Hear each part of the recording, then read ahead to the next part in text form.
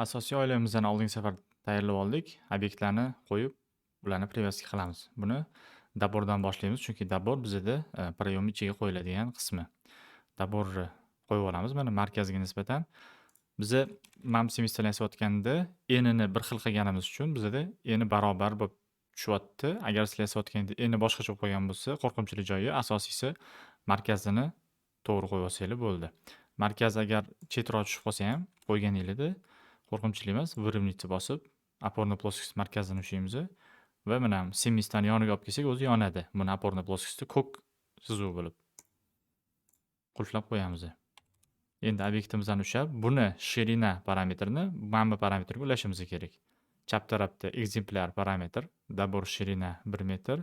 Buni ulaymiz shirinaga. Ulangandan keyin chetdan bunaqa ikkita nuqta bo'lib qoladi. Endi buni tekshiramiz ishlamasligini.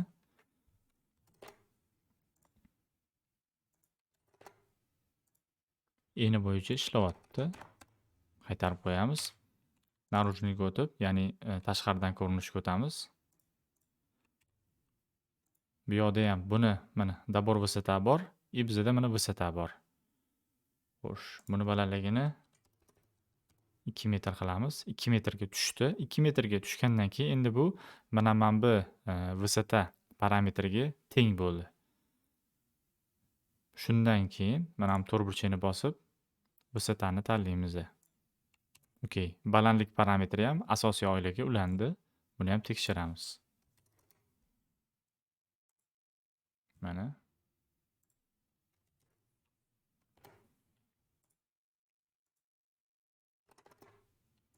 ishlayapti. 3 metr qilib qo'yaveramiz. Okey. Xo'sh, saqlanib qolamiz. Demak, daborimiz eniga o'zgaryapti, balandligiga o'zgaryapti va uchinchi ulashimiz kerak bo'lgan narsa buni ikkita опорный плоскость orasiga ulashimiz kerak. Mana bu qismga. Buning uchun bizga ikkita опорный плоскость kerak bo'ladi. O'zi семействоni ochganda esingizda bo'lsa, выступ наружный, выступ внутренний degan parametrlar bor edi. Ana o'sha parametrlarni o'zimiz yasaymiz. Ikkita опорный плоскость yasab oldim. Bularni orasida mana razmer qo'yaman bu yoqqa va mana опорный плоскость ushlagandan keyin bu yoqqa.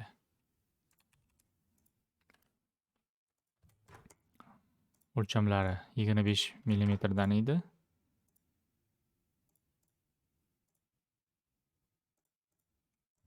Buni ushlab, hop, bu ichkari taraf ekan, bu tashqari. Tashqarisidagi razmer ushlab, parametrlardan выступ karkasa наружный tanlayman bunga, mana.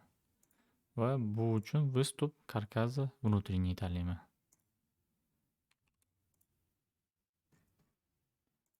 Razmer ushlab turib, sal bu yoqqa surib qo'yaman, ustma tushib qolmasligi uchun. Mana. Xo'sh, bu parametrlarni ishlashini tekshirib olamiz oldin. Masalan, наружный karkazniki ishlayapti va внутреннийнiki ishlayapti. Okey. Ana endi mana bu semestvamiz shu ikkita опорный плоскостьga ulayman. Nimagaki devor qalinligi o'zgarganda avtomatik o'zi katta kichik bo'laversin. Birinchisi va ikkinchisi, masalan, xonani ichkari taraf plitka, tashqari taraf kraska bo'ladigan bo'lsa, ularni отделка qalinligi har xil bo'ladi. Shu narsani regulirovka qilish uchun. Buni demak mana bu strelkasidan tortib qulib chiqqandan keyin ulaymiz va pastini ham xuddi shunaqa qilib ulab olamiz. Hop, yana bir marta mana parametrlarni tekshiramiz. Bu другая vkladkasida 25 hammasi ishlayapti. Va e'tibor berish kerak bo'lgan joyi, semestveli to'g'ri yasalgan bo'lsa, mana bu masofa o'zgarmayapti. Ya'ni polotno yopilishi kerak bo'lgan mana bu masofa o'zgarmayapti. Shu joyga e'tibor berasizlar. Eski значениesiga qaytarib qo'yaman. 25 по умолчанию turursin. Okey. Так, tonirованный yoqib qo'yamiz. Demak, endi yana oxirgi tekshiradigan narsamiz bu devor ushlab, devor qalinligini o'zgartirib ko'ramiz. O'zi semestani o'zida 3 ta devor bergan. Mana hech qanaqa ошибка berish kerak emas, agar hamma опорный плоскостьlar to'g'ri ulangan bo'lsa. Ko'rayotgan bo'lsanglar, hozir men mana bu tashqi va ichki vыступ o'zgartirmayapman, faqat devor qalinligini o'zgartiryapman. Bu o'sha proyektda har xil qalinlikdagi devorlarga qo'yganda bu to'g'ri ishlayaptimi yo'qmi, shuni ko'rish uchun kerak. Saqlanib qolamiz. Keyingi загрузка qiladigan tipimiz bu полотно. Ya'ni mana bu qismga o'tiradigan eshik qismi. Polotnoni ushlab turib загрузка qilamiz. Yorroqqa va markazga buni ham biriktiramiz. Oldin опорный плоскость markazi va keyin mana polotnoni o'zinikiga yonyapti. Qulflaymiz. E'tibor beramiz. Endi polotno 1 metr, ya'ni umumiy prayomga teng. Lekin menda bu dabordan keyin boshlanib, dabordan oldin to'xtashi kerak. Bu joyda biza o'sha oldingi darsda yasagan parametrlarimizdan bittasini bunga biriktirishimiz kerak bo'ladi. Buning uchun tipa razmeri все вместе kiramiz.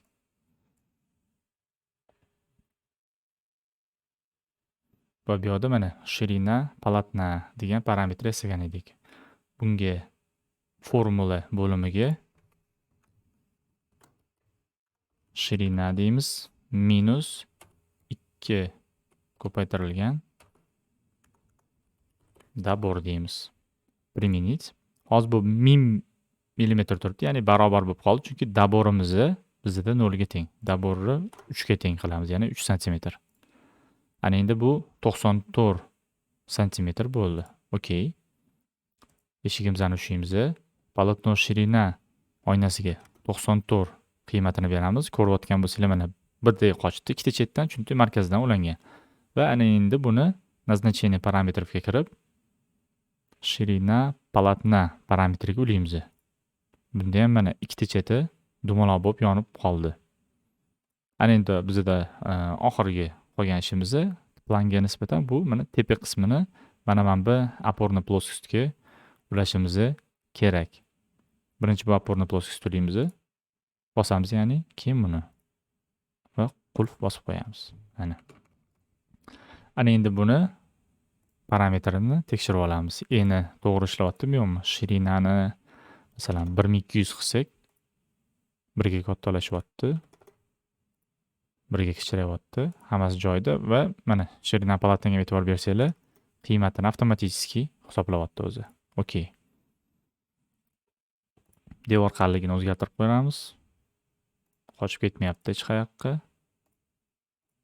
Va vыступлani ham tekshiramiz. Har safar imkon qadar semestr yasayotganda shu parametrlarni tekshirib olsa, maksimalni xatolardan qochiladi proyektiga. Demak mana наружный karkasni 50 bersam, e'tibor beryapmiz, bu yerda 50 bo'lyapti, lekin polotno o'zini qalinligini ushab turibdi. Yaxshi bu.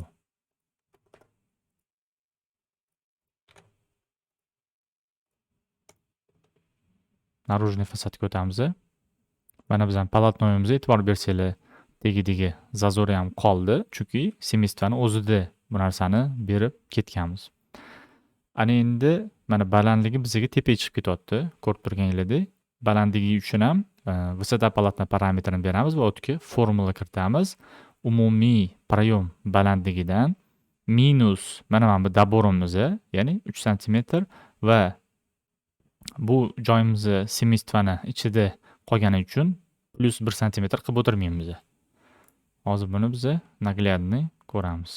Ham tonirovni yoqib qo'ysak bo'lar ekan.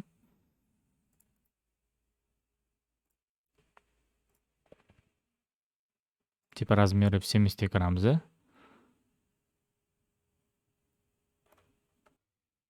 Va bu yerda ham mana vысота polotna degan parametrimiz bor. Shuni formula bo'limiga vысота, ya'ni umumiy prayomdan minus deymiz, dabor. Применить qilamiz. Mana 3 metrdan 297 toza chiqarib beryapti. Okey. Endi shu qiymatni buni balandligiga beramiz, ya'ni 297. Mana o'zi pastga tushib oldi. Tekis bo'lib, ana endi bu polotno vысота parametrini ulab qo'yamiz. Mana vысота polotna. Okey. Ana endi eshigimizni balandligi bo'yicha ham 1 ga tepaga tushib chiqishi kerak. Masalan, 3200 hech qanaqa muammo yo'q. 2,5 ming hech qanaqa muammo yo'q. 3 metr. Okey. Saqlanib qolamiz. Polotnoyimizga buni planda ko'rinmasligi uchun видимость parametrini ham berishimiz kerak. Polotnoni ushlab grafika oynasida переопределение видимости grafikida to'rtburchakni bosamiz va bu yerda mana polotno yuruvchi degan parametrimiz bor edi. Shuni berib qo'yamiz. Okey. Ana endi bizga oldi va orqa taraf nalichniklarni tashiymiz bu yerga. Nalichnik tashiymiz. Bu ko'rib turganimizdek narujniy, ya'ni tashqi tarafga tashalyapti.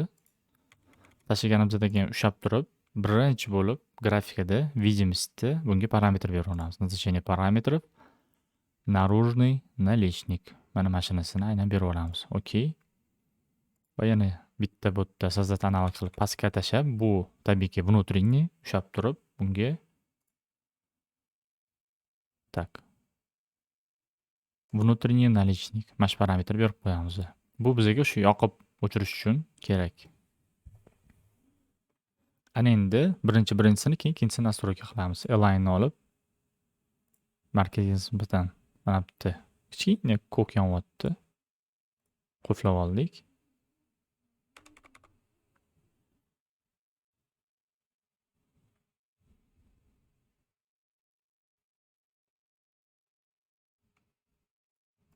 Hop, buni dabori qaysi tarafga ishlayotganini bitta ko'rib olamiz. Толщинasi tepaga o'stiradimi, pastgami? Pastga o'stiryapti. Demak, buni aylantirib qilishimiz kerak. Ya'ni, hozir tushuntiraman. Buni o'chiramiz. Buni ushlab turib, sozdать analog. Mana, probel bilan bosganda kursorga e'tibor bersanglar, nalichnikka pastki qismida, mana bu 400 chap tarafdagi 400 razmer yonayotgan taraf bilan teng bo'lib turishi kerak. O'shanda buni qalinligini o'zgartirsam, u tepaga o'sadi. Mana, endi to'g'ri bo'ldi. Okey. Markazga biriktiramiz. Qulf va mana опорный плоскостьga biriktiramiz. Qulf.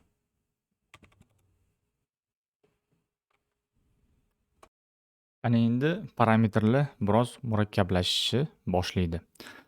Biza mana polotnoga parametr berganda, balandligi va eniga buni to'g'ridan-to'g'ri shirinaga bog'ladik. Ya'ni mana vысота polotnani qaraydigan bo'lsak, bu vысота minus dabor. Lekin vысота polotna bu biza yasagan parametr bo'lgani uchun loyiha ichida spesifikatsiyalarda buni chiqarish iloji yo'q yoki eshiklar uchun alohida umumiy parametrlar qilish kerak yoki shu eshikda bor ikkita vысота shirina va примерная vысота va примерная shirina parametrlardan foydalanish kerak bo'ladi. Men shu yo'lni tanlaganman, ya'ni alohida ichiga umumiy parametrlar yasab o'tirmaganman va hozir endi bu parametrlarni bularga ulaymiz. Masalan, mana bu значениeni, ya'ni shirina minus 2 dabori примерная vысотаga qo'yamiz bu formulani. Mamtiki. Hozir menda bu parametr hech qanaqa ulanmagan, o'shaning uchun hech qanaqa ошибка bermayapti va buni, ya'ni примерная vысотani shirina tak bu vысотаga qo'yib qo'ydimmi? Vысотamiz shirinaga. Tak, buni 0 qilib turamiz. Примерная shirina. Mana mamtiki qo'yamiz. Va примерная shirinani kopiya qilib turib, otini botga qo'yamiz. Применить. Menda xuddi shu значение ikkita joyda bo'lyapti. Farqi примерная shirina loyiha ichida spesifikatsiyada chiqadi. Tak, применить.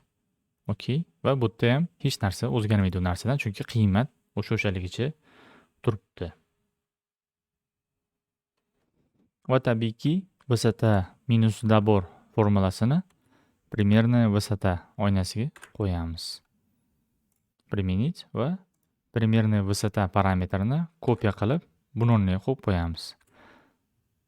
Shunda высота полотна teng примерная высота, примерная высота teng boya yozgan formulamizga. Ana endi nimaga bu parametrlarni kiritdik? Chunki bizda mana yana ikkita parametr bor. Hozir qo'ygan наличникimizga ishlaydigan bu высота наличника va ширина наличника. Bularni proyomga ulash uchun aynan shu parametrlar kerak bo'ladi. Masalan, hop, birinchi shirinadan boshlaydigan bo'lsak, shirina наличника.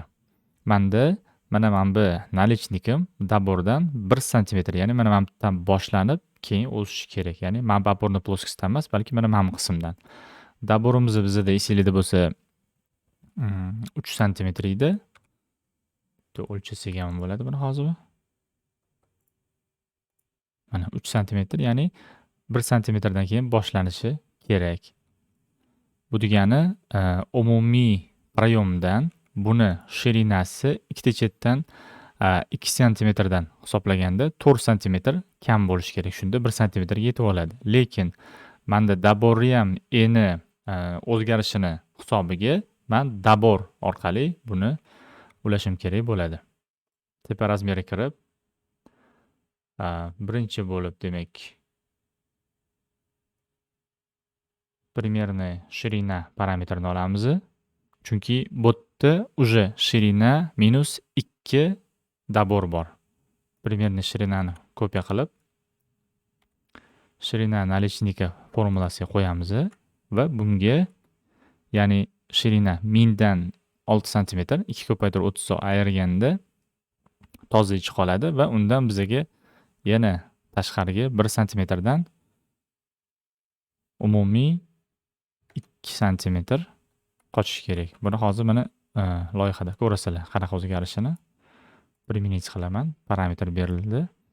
Endi hop 96 наличникni mushiyman. Shirinasiga 96 kiritaman. Mana o'lchab tekshirsak ham bo'ladi buni. 1 sm. Bu yog'i ham 1 sm. Ana endi наличник ushlab, shirina joyida to'rtburchakni bosib, наличникga ulab qo'yamiz. Mana ulandi. Endi buni ishlashini tekshiramiz bitta.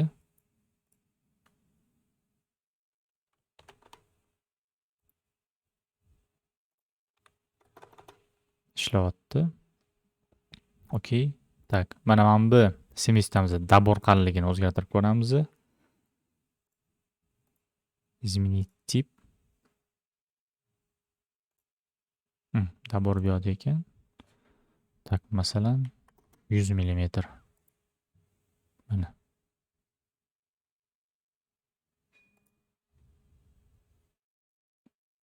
ga qaytaramiz. Ko'rayotganingizda menda qochmadi hozir. Mana yana bir marta ko'rsataman.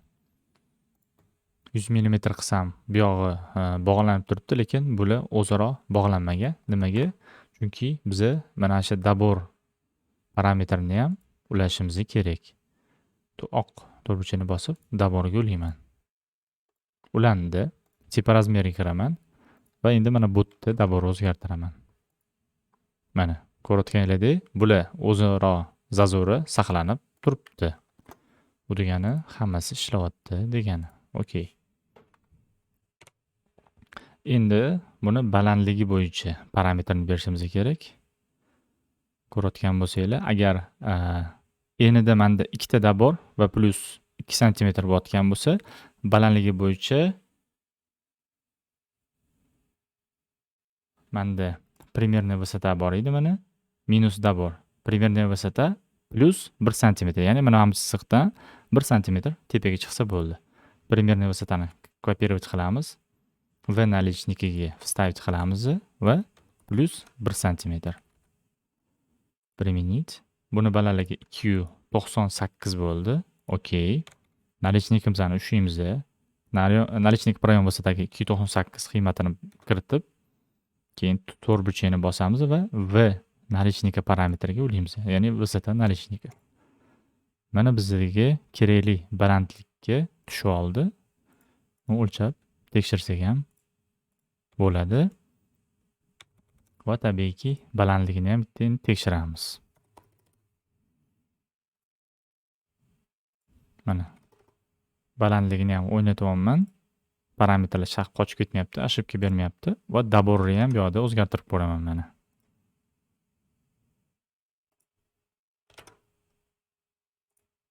Daborga nisbatan ham joyida ishlayapti. Okey. Saqlanib qolamiz. Eni va bo'yinni uladik. Endi xuddi shu operatsiyani ichkariga nalichnikka nisbatan qilib chiqishimiz kerak bo'ladi.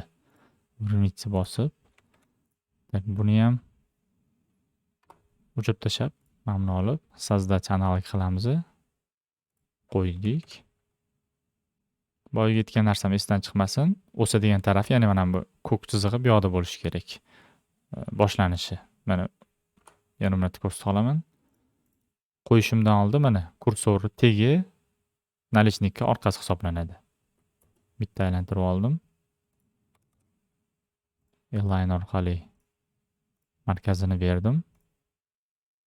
Bundan analog qilsam, uje buni parametrlari bizga kerakli parametrda turgan bo'ladi mana. Faqat ulab qo'ysak bo'ldi buni. Align olib bu yoqqa qotiramiz. Balandligiga v nalichnika, okey. Va shirinasiga sh nalichnika. Okey. Endi mana внутренний fasadga o'tib ham ko'rib olamiz, joyidami yoki yo'qmi. Mana nalichnikim keyin 1 sm o'tib va keyin mana palatno buni orqa tarafida turibdi. 3D da ham bitta ko'rsak bo'ladi.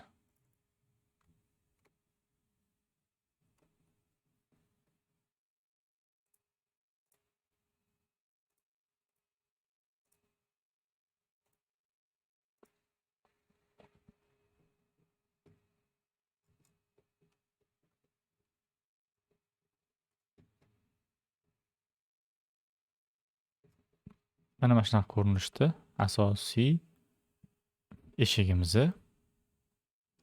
ancha tayyor bo'lib qoldi. Bu bir dona tipi, ya'ni обычная dверь. Xo'p. Shirina nalichnika bor, ya'ni profilni o'zini eni. Mana biz yoqda parametr применить, okey. Va buni ham ulab qo'yamiz shirina nalichnikiga. Mana bunisi. Adashib ketmaylar. Sh nalichnika bu proyomga nisbatan parametri, shirina nalichnika bu profilni eni.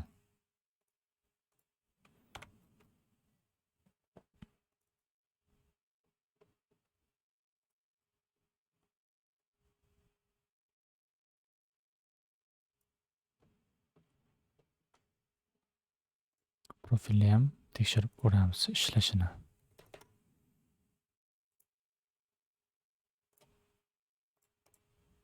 Mana joy-joyida, xudo xolisa, hali hech qaysi parametrimizni zboy bergani yo'q.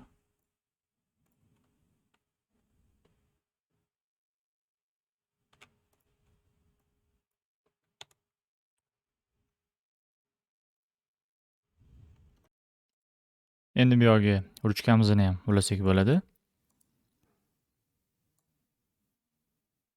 Tak, ichkari nimaga? Da, parametrlarni uladim. Bu yoqqa ham parametrlarni uladim. Da, ruchkani tashlasak bo'ladi. Ruchkani tashladik.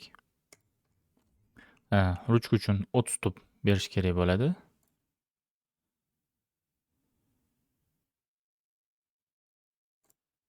Buning uchun yangi опорный плоскость yasaymiz.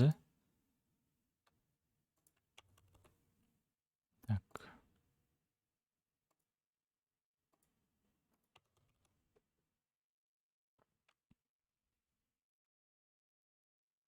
Ruchkamizni ulaymiz bunga. Va mana bu yuziga ulashimiz kerak bo'ladi. Ya'ni наружный выступи опорной плоскостиga buni ishlaymiz, keyin buni ishlaymiz. Okey. Xo'sh.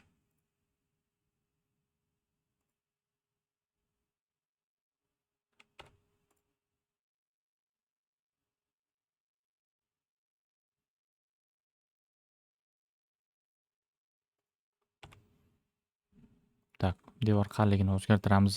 Ruchkamiz ulandimi yo'qmi shuni tekshirishga.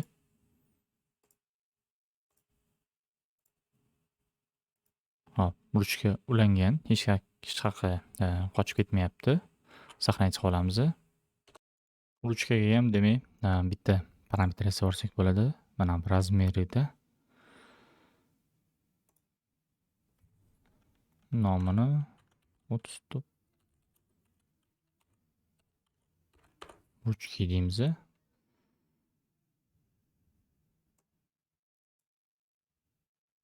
Tip bo'yicha, okey.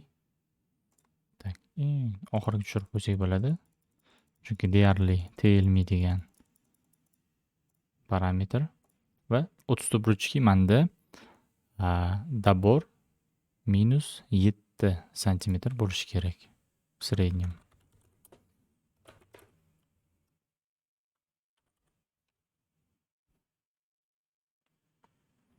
Ya'ni dabor +7, minus emas, minus bo'lsa kichkina olib qoladi. Dabor +7 santimetr. 1 minut mana 100 millimetrga teng bo'ldi. Okey. Va men qo'ygan razmerim ushlab 30 ruchka tanlab qo'yaman. Shunda agar men eshigimni enini o'zgartirsam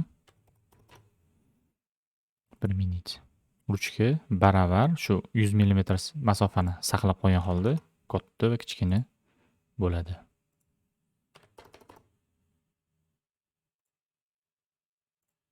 Okey. Pastga o'tamiz. Hop. Ruchkamizning balandligini tegmasak ham bo'ladi, lekin parametrga ulab qo'ysak ham bo'ladi. Bitta опорный плоскость chizib o'zini balandligida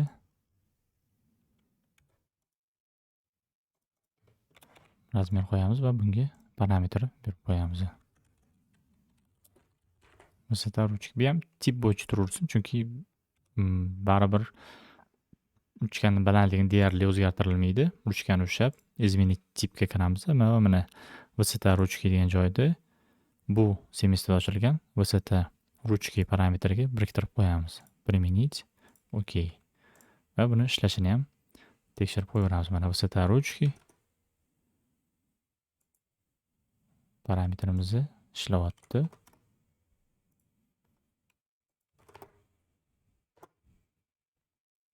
Va buni pastroqqa o'rtog'ini oldiga olib tushib qo'yamiz.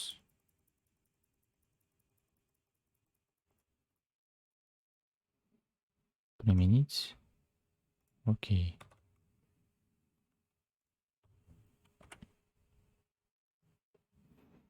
Ana endi biz eshik ochilishini bunga загрузка qilamiz. Tak. Dverida открывание 1 degan semestamizni tashlaymiz bu yoqqa. Tashlab oldim. Bu semestamiz esingizda bo'lsa markazga nisbatan yasalmagan. Shuning uchun buni o'ng yoki chap tarafga biriktirish kerak. Birinchi qiladigan narsamiz, e'tibor beramiz, buni eni polotnoni eniga teng bo'lishi kerak. Ya'ni shirinani emas, balki polotnoni. Polotno shirina bizda shirina polotna degan parametrga tenglashtirilgan. Ya'ni buni polotno shirina parametri semestrani ichidagi shirina polotnaga tenglashtirilgan. Uni qiymati bo'lsa 94 santimetr. Buni ushlab izminit tipga kiramiz. Tak, shirinasi 94. Izminit tipga kirib. Tak, shirina polotna. Okey. Tenglashdi. Tolshinasi 40. Okey. Va buni bir tomonlama biriktiramiz. Bu yoq. Tak, bu yoqqa emas. Mana buga biriktirishim kerak bo'ladi. Buni biriktirishim uchun menga опорный плоскость kerak, chunki geometriyaga bu ulanmaydi. Bitta qo'shimcha опорный плоскость chizib olaman.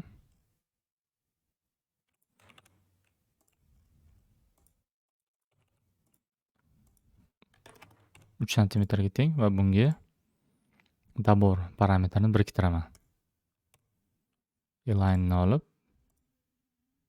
mana bu ochilishi bu yoqqa qulflaymiz va выступ karkaziga buni tegini, ya'ni mana bu qismini olib kelib qo'yishimiz kerak. Birinchi buni ushlayman, keyin mana tegi yonyapti. Qulflayman. Endi buni ishlashini tekshiramiz. Yana masalan shirina 700 birga kichrayapti va birga kattalashyapti. Применить. Xo'p.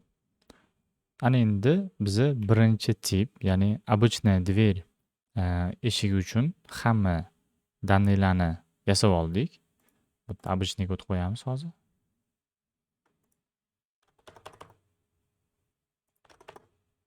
Ko'rayotganingizdek parametrlar 0 bo'lib ketib qoldi. Shu joylariga e'tibor beramiz. 30. Применить.